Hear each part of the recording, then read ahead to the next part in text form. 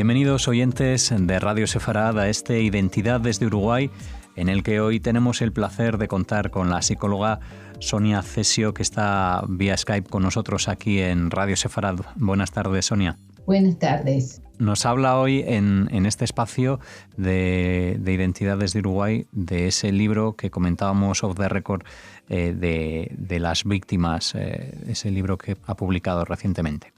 Este es un libro que salió en el mes de marzo de este año, unos pocos días antes a que se estableciera la cuarentena y el aislamiento a causa de la pandemia. Así que recién ahora, en estos últimos tiempos, sale a la luz. Sale a la luz un libro que contiene desarrollos para esclarecer la comprensión sobre aquella persona que es una víctima, las posibilidades de modificar eso, de ayudarla a salir, también las imposibilidades. A veces es muy difícil ayudar porque son personas, las víctimas, que han perdido la confianza, han perdido tempranamente en la vida la confianza de otras personas por fuera del círculo donde se manejan. Entonces, esa es una enorme dificultad de ayudarlas a salir. Pero no es un cierre definitivo. Muchas personas les cuesta, pero insisten y gracias a la acción de equipos, porque ya no somos solamente un tipo de profesionales, sino equipos, se han ayudado muchas más personas que en otros tiempos. Yo siempre digo que el dato alentador es que aumentaron las denuncias. Antes transcurría en el secreto familiar. Ahora hay muchas más denuncias, de las cuales se puede ayudar mucho más. Y son mucho más los profesionales que están interesados en capacitarse. Cuando yo empecé con estas capacitaciones hace unos 15 años éramos poquitos. Ahora parece que la sociedad ha tomado conciencia, por lo menos una buena parte, de la necesidad de la interdisciplina. Sí. Esto es un factor muy, muy interesante, ¿no? Sí, Sonia, si le parece, vamos a poner en precedente a los oyentes del programa. Usted también escribió anteriormente las violencias y, por lo que tengo entendido, se refiere a violencias de género, violencias en el ámbito familiar, violencia en ese círculo también de la infancia. Entendemos que estas víctimas son precisamente esas, ¿verdad? Son esas. Justamente cuando yo escribía sobre las violencias, cómo se genera el acto violento en un enojo que va subiendo de tono y llega, si no hay posibilidad de pensar y de hacer una elaboración de eso, si llega a la tragedia, ahí mismo me empecé a dar cuenta que había que analizar y trabajar sobre las víctimas, que las víctimas puede ser una persona adulta, pero la persona adulta tiene recursos, a veces los puede desplegar y a veces no, pero hay menores que son las víctimas irreversibles de estas tragedias, a veces familiares, a veces sociales. Así que es como que un primer libro dio lugar a este otro de las víctimas, porque siempre hay víctimas y el tema de poder rescatarlas es, según lo que yo investigué y lo que estuve trabajando, el poder abordarlas en equipo y acompañarlas en su dolor y poder convencerlas, lo digo en un sentido coloquial, de que se puede acceder a una vida mejor. Y el tema que me parece interesante, que va tanto para las violencias del primer libro como para las víctimas, pensar en la circunstancia en que vive una persona adulta que puede salir, hay mayoría de mujeres, pero también hay hombres, es cómo ayudarlos a transitar ese cambio. Aunque parezca paradojal, ese lugar, esa vida que se lleva, ese matrimonio, ese grupo al que se pertenece, es la pertenencia que la persona tiene, hace a su identidad. Una identidad que mantiene de muchas maneras. Las mujeres, sobre todo cuando se golpean, se maquillan es un intento de maquillar el dolor.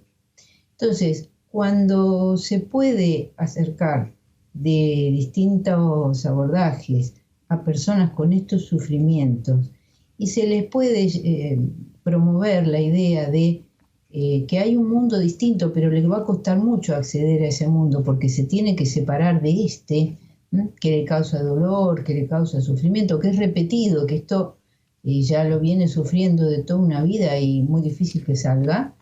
Si uno estimula con esto la confianza en personas ajenas, que puede ser un psicólogo, puede ser un abogado, puede ser un asistente social, pero es empezar a mostrarle que otra vida es posible y que si bien va a perder un hábito, va a ganar en salud, va a ganar en independencia.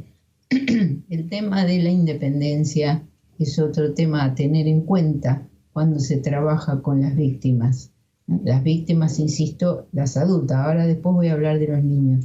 Centrándonos en esas víctimas adultas, Sonia, sí me gustaría hacer hincapié en ese comentario que ha hecho sobre el maquillaje que utilizan las mujeres para tratar de no evidenciar ese gesto de haber recibido violencia. También los hombres en menor medida me hablaba de ello, pero me gustaría hablar también de la violencia lingüística que no deja huellas visibles. Bueno, la violencia lingüística es muy interesante, la verdad, este pie, porque la violencia lingüística empieza mucho antes del golpe, empieza en una mezcla de lenguaje amoroso con lenguaje, el otro lenguaje. Un ejemplo, te quiero, estoy inventando una frase, ¿no? Te quiero, tontita mía. Puede resultar simpático. Eso va subiendo de tono.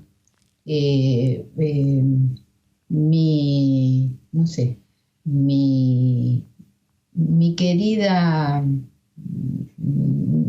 posesión, vamos a decir, no se me ocurre frase, pero no empieza el golpe en el momento que ocurre, empieza mucho antes, ahora esto lo voy a hacer más teórico, que es, la pareja se van posicionando sin saberlo, la víctima y el victimario.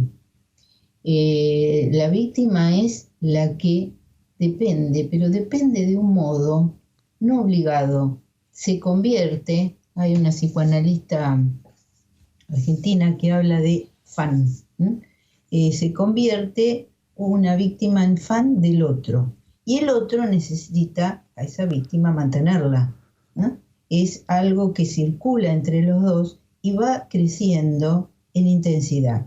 Ya después las palabras no contienen palabras amorosas, son palabras agresivas, son amenazas y de las palabras se pasa el golpe, ¿no? Es una progresión que lleva un tiempo determinado y cuando se llega al acto violento de uno por sobre el otro, ya la integridad física del agredido está dañada previamente. Es como que se desplegó el campo predisponente para ser una víctima. Eso ocurre entre las personas adultas. Si era eso lo que me... Exactamente. Ahora también nos quería hablar, ¿verdad?, de la infancia. De los niños, sí. De los niños que están en un contexto, nacen en un contexto violento, que por supuesto empezó mucho antes, como dije recién, llegan hijos, los hijos son queridos de la misma manera que los integrantes de la dupla, tanto la víctima y el victimario, se quieren a sí mismos. Entonces, los quieren del mismo modo, sin saber y sin tomar conciencia de que hay un trastocamiento de ese cariño. Entonces, los chicos se sienten queridos, no entienden el maltrato o el golpe, pero es un momento clave en cuanto a la identidad que va a desarrollarse en un futuro, porque forman parte de esa familia. Si el papá o la mamá los reta y les da un cachetazo, ahí es donde se gesta lo que en un momento posterior va a ser: me pega porque me quiere, yo hice algo que no estaba bien, ¿se comprende? Entonces, con los niños se está generando una mentalidad que es peligrosa para otro tiempo de la vida. Paradojalmente, cuando se puede acceder a los niños que son víctimas, un equipo puede trabajar con la familia o con lo que quedó de la familia si hubo una situación dramática o una situación sin llegar al drama de la muerte. Se separó al victimario o a la victimaria, porque hay victimarias en la familia. Con el niño se puede trabajar. El niño todavía no tiene definida, estable, la desconfianza en el otro, está en evolución. Entonces, tanto el profesional psicólogo como el abogado del niño, son actores muy especiales en la identidad del chico, porque si ocurre tempranamente el dolor y el golpe, también puede ocurrir la identificación con personas diferentes, con personas cariñosas, con personas que los respetan, que le muestran ciertas conductas. En fin, desde este punto de vista es el aspecto positivo de la intervención temprana con los niños víctimas, ¿no? Este sería un aspecto, el aspecto positivo. El otro, si me permitís, me gustaría hablar de los niños que son tomados por los grandes para facilitar sus actos delictivos. En general son tomados para cosas simples, pensando en lo dramático. Por ejemplo, para ir a ver un negocio que se desea robar, para que se haga amigo del dueño, acá en Argentina decimos relojear la zona. Más allá de lo que después ese acto lo comete un adulto, ya el chico está usado para acciones al margen de lo que es la infancia, ¿no? Pensemos que la infancia es crecimiento, es libertad, es aprendizaje, es establecer el respeto por el otro, ya ahí se transgrede.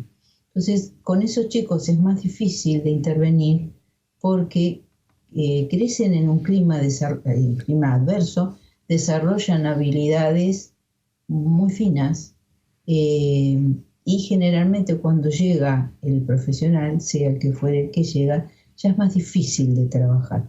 Nunca es imposible, siempre se puede acceder a recuperar a esos chicos para la sociedad. Hay distintos términos, algunos son muy difíciles como este que contaba. Uh-huh.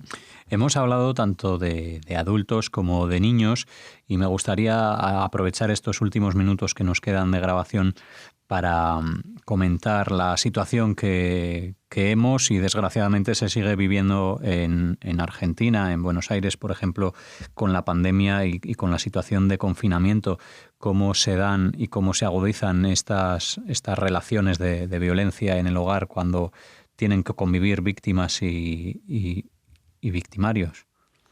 Claro. Bueno, esa es la parte más difícil por dos razones. Porque el encierro es obligatorio, tenemos dos problemas, la violencia y las víctimas y la amenaza del virus. Entonces, es el momento propicio, lamentablemente, para que la familia se quede sola, encerrada con su problemática. Hubo una campaña muy importante de dar un teléfono, en este momento no creo que era el 144, pero habría que verificarlo, para llamar y pedir ayuda si uno de la persona tiene síntomas, pedir ayuda si tiene un problema, pedir ayuda. Desconozco el porcentaje de pedidos de ayuda que hubo, pero sí estoy al tanto de que hubo un incremento de la violencia. Pensemos un poco todos en esto, ¿sí? Para cualquiera que de pronto todos tuvimos que tomar conciencia del enemigo invisible, ¿no? Este virus que no se ve, y recibimos el impacto, lo recibimos todas las personas. Quedamos cerrados a nuestra cotidianidad, a nuestros hogares, nos abrimos a la pantalla, hicimos un enorme esfuerzo. Bueno, acá estamos nosotros haciendo un programa. Pensemos en personas que tienen serias limitaciones para las restricciones, para quedarse en casa, para las relaciones cariñosas. Entonces, es posible de que en un momento haya predominado el otro miedo, quedémonos en casa para cuidarnos del virus. Y después, seguramente en la mayoría hubo muchos casos, ahí volvió a incrementarse el trato violento. Otro tema que me gustaría agregar y que vos no me preguntaste, pero no es particularmente de víctimas para preocuparse, pero sí el tema de la ansiedad de los niños, que se incrementó con el tema del encierro, que si bien los niños están en ventaja con respecto a nosotros porque manejan las redes mucho mejor y siempre se conectaron con sus amigos por las redes, para la mentalidad de un chico y de un joven, porque hubo muchos casos de depresión en jóvenes adolescentes, necesitan del contacto persona a persona con sus amigos. Entonces, esto ha ocurrido, no tengo datos ciertos porque es un fenómeno que estamos viendo día a día, pero sí para tener en cuenta, para ayudar en el caso de que se pida asistencia, ¿no? Porque así como hubo un incremento del tema de las violencias de las familias encerradas, también acá en Argentina hubo muchas instituciones que abrieron su ayuda en forma gratuita a la comunidad y se difunde por muchos medios. Entonces otra vez encontramos el aspecto positivo. Aquella persona que puede pedir ayuda va a tener una respuesta. Eso sí, la va a tener en el contexto de su medio ambiente y se ayudará. Yo tengo colegas, amigas, amigos que han ayudado en la medida de lo posible, tanto a niños como a adultos. Estupendo, pues es desde luego una suerte poder contar con esas personas que ayuden no solo a los adolescentes, sino también a los adultos que se encuentran en situaciones como esta y aún más sumado desgraciadamente a esa amenaza invisible, como comentaba Sonia, ese virus que nos tiene a todos un poco acobardados en esta situación de pandemia. Me gustaría, Sonia, despedirnos, pero no antes sin que nos dejaras un último apunte para todos los oyentes y una recomendación sobre todo para este libro, para Las Víctimas. Bueno, gracias por esta última síntesis, porque lo que me había quedado pendiente de decir es lo siguiente. El tema de las víctimas, tanto familiares como sociales, es una tragedia en distintos grados. En este libro yo pongo al inicio que no están incluidas todas las víctimas, sino aquellas a las que yo tuve acceso, familias, adolescentes, niños, pero hay que desarrollar en el momento que sea oportuno el estudio de las víctimas sociales, de sometimientos gubernamentales, de catástrofes naturales, ¿sí? Otro tipo de cosas donde hay otras víctimas con otras características. Y lo que a mí me gustaría decir es que si bien hablamos en tono dramático, el ser humano es maravilloso porque todo ser humano tiene la posibilidad de apertura. No podemos garantizar de entrada, ya está cerrada esta familia, está cerrado este niño, está aislado, esta persona pasó tal situación, no la podemos ayudar. Tenemos que estar advertidos, pero siempre el ser humano tiene la posibilidad de apertura y de reparación. Muchos sí, otros no. También forma parte esto de la naturaleza humana. Así que para tenerlo en cuenta. Muy bien, pues nos quedamos con ese mensaje y con esa ventana que siempre está en las casas, aunque estén cerradas, está ahí para ver luz, para que entre el aire y también para poder contactar con otras personas como nosotros aquí en Identidad desde Uruguay, en el que hoy hemos tenido la suerte de charlar un rato con Sonia Cesio sobre este libro, sobre su libro Las Víctimas. Esperamos que ayude a muchas de las personas que se encuentren en esa situación y a otras tantas a ser conscientes de la problemática que supone en estas situaciones. Gracias, Sonia, y hasta la próxima. Muchas gracias a ustedes por la invitación, muy agradecida por la invitación.